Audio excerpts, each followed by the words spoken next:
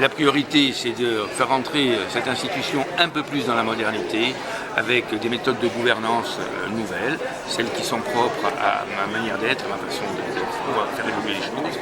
Et la deuxième priorité, c'est bien entendu de travailler à l'évolution institutionnelle de manière constructive, de manière partagée, de manière solidaire.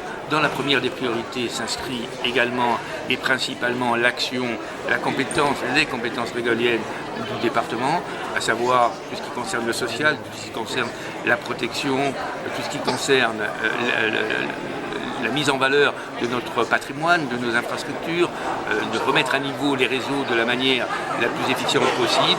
Et la seconde, je vous disais, c'est donc une orientation un peu plus politique, qui est celle de l'accompagnement de l'évolution institutionnelle. Sur les emplois, un message très clair, nous faisons un inventaire, un diagnostic, parce qu'il y a un véritable vivier à déterminer dans cette collectivité. Et bien ce vivier déterminera lui-même les nécessités.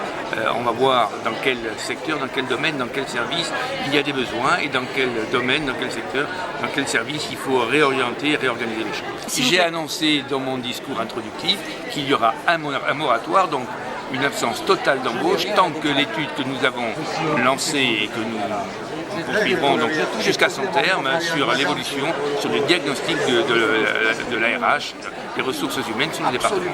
Mon premier geste fort, c'est de continuer ce que j'ai fait, c'est-à-dire de travailler dans la concertation avec les personnels, en recevant les organisations syndicales, comme je l'ai fait au premier jour de ma première élection, c'est de continuer à être présent sur le terrain, de continuer à être présent avec l'ensemble des acteurs, avec les communes, dans les moments difficiles que nous traversons, en soutenant le monde associatif, mais dans un cadre rénové, dans un cadre revu, en tout cas revu à l'aune des principes qui sont les miens.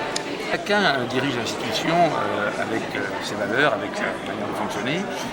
Quand je parle de transparence, c'est une volonté d'associer le plus grand nombre d'élus aux décisions. Je crois que nous étions installés, à force d'habitude peut-être, avec des décisions qui n'étaient pas partagées de la manière la plus large possible.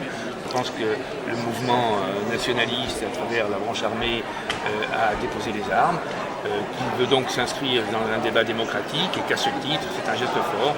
Et je pense que l'État, dans un souci d'humanité, peut partager ce geste par un rapprochement des détenus politiques, ce qui ne fera qu'améliorer la situation, améliorer le dialogue, et je l'appelle très sincèrement de mes vœux.